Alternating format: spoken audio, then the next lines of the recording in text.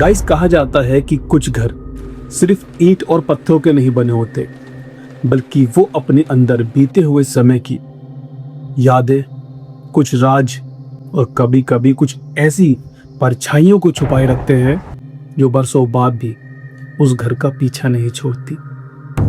आज की कहानी हमें लेके चलती है उत्तर प्रदेश के एक छोटे से गांव में, जहां एक आदमी अपने पुश्तैनी घर में अपनी लाइफ की एक नई शुरुआत करने के लिए आया था। उसको नहीं पता था कि जिस आंगन में बैठकर वो सुबह सुबह चाय पीने की सोच रहा है, उसी आंगन में बरसों पुराना एक ऐसा राज, एक ऐसा रहस्य दबा हुआ है जो उसकी पूरी जिंदगी बदल देने वाला है। तो दोस्तों, टाइम बर्बाद ना करते हुए इस कहानी को करते हैं शुरू। लेकिन उससे पहले दोस्तों, इसी तरह की और भी ज्यादा हॉरर एंड मिस्टीरियस वीडियो के लिए सब्सक्राइब कर दीजिए इस चैनल को। तो चलिए अब ये कहानी शुरू होती है। नमस्कार दोस्तों, मेरा नाम है मनोज। दोस्तों, ये कहानी है उत्तर प्रदेश के पश्चिमी भाग में एक छोटा सा गांव था। गांव का नाम था नंगला खेड़ा। इस गांव में आज भी पुरानी परंपराएं जीवित थी। ये जो कहानी है, ये जो घटना है लगभग आज से 8 साल पहले की, सन 2018 के आसपास की ये घटना है। शाम होते ही लोग अपने घरों के बाहर चारपाइयां डाल लेते थे। औरतें जो हैं वो चूल्हे पे रोटी सेका करती थी। बैलों की गली में जो घंटियां होती है उसकी आवाज दूर तक सुनाई देती थी। और गांव के बीचों बीच खड़ा एक बहुत बड़ा पीपल का पेड़ मानो पूरे गांव की रखवाली कर रहा हो। अब इसी गांव में राम निवास का एक पुश्तैनी घर था। राम निवास, जिसकी उम्र करीबन 35 साल थी, जो कि कई सालों से मेरठ में ही रहा करता था और वहीं पर एक मोटर मैकेनिक की दुकान पर काम करता था। इसके हाथ में एक अजीब सा हुनर था। कितना भी खराब इंजन क्यों ना हो, ये कुछ ही देर में उसको सही कर देता था। इसकी फैमिली में इसकी वाइफ, ये दोनों ही मेरठ में रहा करते थे। और इनके अलावा इनके फैमिली में इनके पिताजी थे, जो कि गांव में रहते थे, जहां मैंने बताया नगला खेड़ा में, अकेले, जिनकी उम्र करीबन 60 प्लस थी। अब एक दिन खबर मिलती है राम निवास को कि उनके पिता का देहांत हो गया है। अब ये जैसे तैसे पैसों का अरेंजमेंट करते हैं। ये और इनकी वाइफ दोनों ही अपने गांव पहुंचते हैं। वहां पर इनके जो रिश्तेदार थे सब आए हुए थे। ये अपने पिताजी के संग इसलिए नहीं रहते थे क्योंकि गांव में इतना इनका बिजनेस था नहीं। जितना ये कमा सकते थे शहर में, मेरठ में, उतना ये यहाँ पे नहीं कमा सकते थे।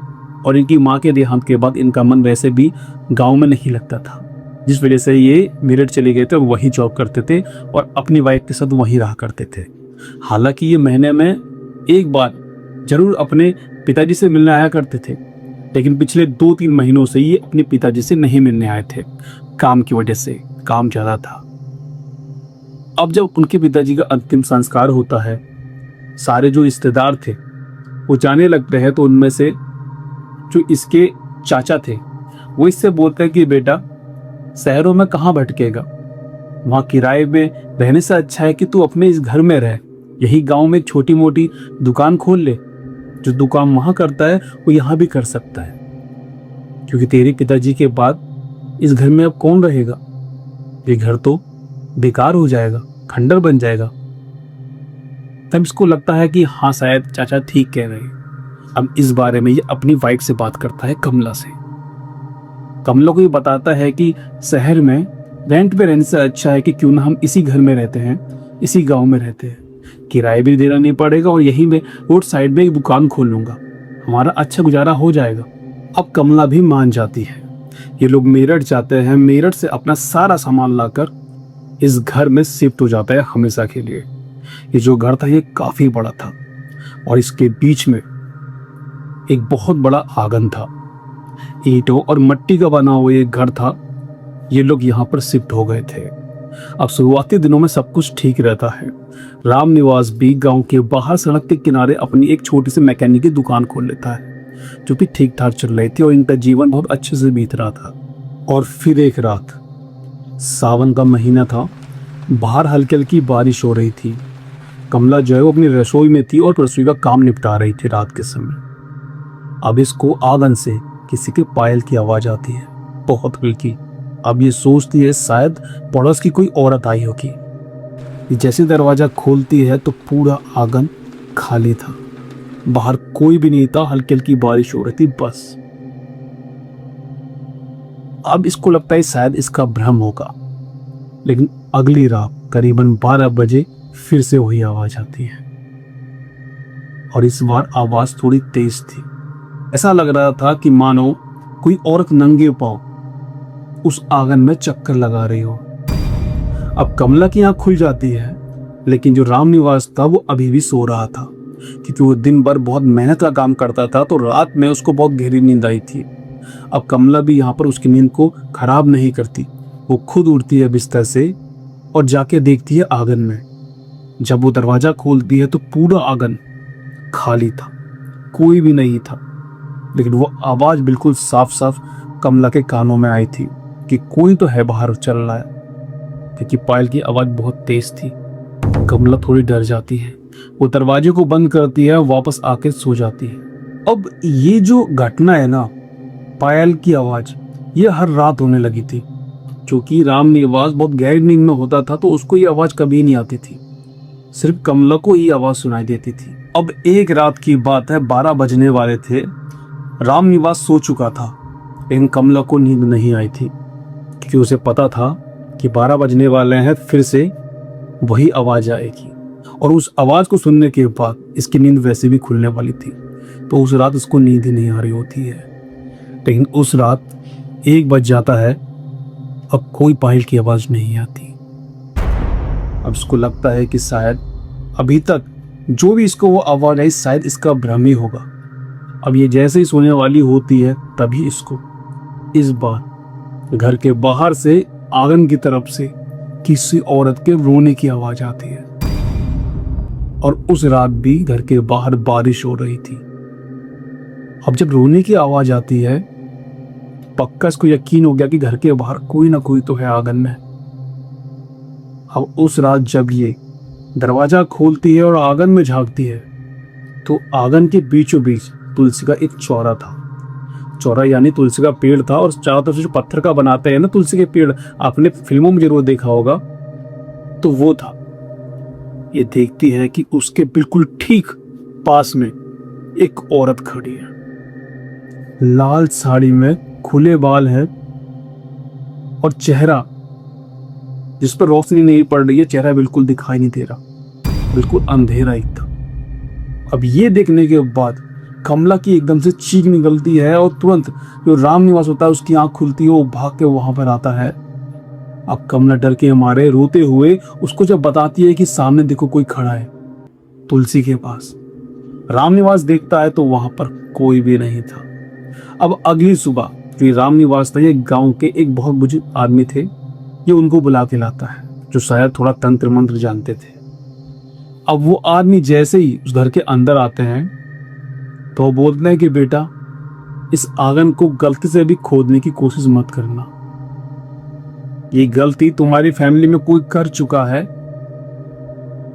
लेकिन अब अगर तुमने एक बार भी इस आंगन को खोदा तो सर्वनाश हो जाएगा। अब इतना बोलने के बाद वो आदमी वहां से चले जाते हैं। अब उस रात कमला और रामनिवास को दोनों को ही नींद नहीं आती, और उस रात फिर से वही आवाज आती है। लेकिन इस बार वो आवाज सिर्फ आंगन तक नहीं रुकी, बल्कि उनके दरवाजे के बाहर तक आती है, और दरवाजे तक 3 बार एक जोरदार दस्तक होती है। लेकिन ये लोग अपनी जगह से नहीं हिलते, और फिर सब कुछ शांत हो जाता है। अगली सुबह जब ये दरवाजा खोलते हैं, तो दरवाजे के बाहर गीली मिट्टी के पैरों के निशान थे, जो आंगन से उनकी चौखट तक आए थे, लेकिन वापस नहीं गए। अब रामनिवास समझ चुका था जरूर इस घर में कोई दोष है। ये कितने बाबाओं को बुला के लाता है, कितने पुजारियों को बुला के लाता है, इस घर को दिखाता है, लेकिन सब यही कहते हैं, बेटा, इस घर में, इस आंगन में जो चीज है ना, उसका इलाज किसी के पास नहीं है। अब रामनिवास बहुत सारे साधु बाबा को बुला के लाता है, सब उससे यही कहते हैं कि बेटा, तुम ये घर छोड़ दो, और आगे कुछ नहीं बताते थे, बस यही बोलते थे, बेटा तुम ये घर छोड़ दो, यहाँ रहोगी तो कुछ भी शुभ नहीं होगा, सब अपशुभ नहीं होगा। लेकिन राम निवास सोचता था कि शायद इसका कुछ तो सलूशन होगा। तब वो एक बाबा को बुला के लाता है, जो कि जैसे ही उसके घर के अंदर आते हैं वो अपनी आंख बंद करते हैं और 2 मिनट तक जैसे वो खड़े थे वैसे ही खड़े रहते हैं। और फिर वो अपनी आंख खोलते हैं तो वो उससे बोलता है, बेटा तू यहाँ पर क्यों है, तुझे यहाँ नहीं होना चाहिए। तब वो बताता है कि बाबा ये मेरा पुश्तैनी घर है। तब वो बाबा बोलता है कि बेटा वो बात ठीक है, लेकिन इस आंगन के नीचे एक ऐसी चीज है ना जिसको तेरी फैमिली पे ही किसी ने जगा दिया है। वो बाबा बोलता है कि इस आंगन की खुदाई लास्ट टाइम कब हुई थी। तब वो बताता है कि उसकी माँ ने जब वो तुलसी का चौरा बनाया था ना, तब वहां पे खुदाई करवाई थी। तब बाबा पूरी बात समझ जाता है और बताता है कि बेटा जिस दिन वो खुदाई हुई थी उसी दिन जो चीज है, वो जो शक्ति है वो जाग गई है। तब उसको याद आता है रामनिवास को कि जब वो तुलसी का पेड़ लगाया गया था उसके कुछ महीने बाद ही उसकी माँ की मौत हो गई थी हार्ट अटैक से। और उसके बाद ये शहर चला गया था अपनी वाइफ को लेकर, पर अभी इसके पिता की अचानक से मौत हो गई। तब बाबा उसको बताता है कि बेटा इस आंगन के नीचे जो शक्ति है वो आज की नहीं है। आज से बहुत साल पहले इसी आंगन में एक नई नवेली दुल्हन को मारा गया था, घर वालों ने ही मारा था। और उसने जो अपनी लास्ट सांस ली थी वो इसी आंगन में ली थी। और उस घर के लोगों ने बात को छुपाने के लिए उस औरत को भी इसी आंगन में दफनाया है। और वहीं पर जब तेरी माँ ने तुलसी का पेड़ लगाने के लिए, वो चौरा बनाने के लिए जब खुदवाई करी तो वो आत्मा जाग गई। मेरी बात मानो बेटा, तुम यहां से चले जाओ। वो शक्ति बहुत खतरनाक है, वो बहुत गुस्से में है। उसके आसपास जो लोग भी आएगा वो किसी को नहीं छोड़ेगी। अब राम निवास बहुत ज्यादा डर जाता है। वो ठान लेता है कि अब इसको ये घर छोड़ना ही पड़ेगा, और वो घर छोड़ देता है और फिर से मेरठ जाके रहने लगता है। अब उसके उस घर का क्या हुआ ये कोई नहीं जानता। तो दोस्तों आखिर में बस यही बोलना चाहूंगा कि अगर आप भी कभी कोई पुराना घर खरीदते हैं, कोई प्रॉपर्टी लेते हैं, तो एक बार उसकी जांच जरूर कर लें, क्योंकि वो जगह, वो घर आपसे पहले भी किसी का रह चुका होता है। और उस बीच उसने जो कुछ देखा होता है वो सब कुछ अपने अंदर समेटे होता है, जो शायद आपके लिए बिल्कुल भी ठीक ना हो। तो दोस्तों मैं मिलता हूँ आपसे अगली कहानी में। Good bye.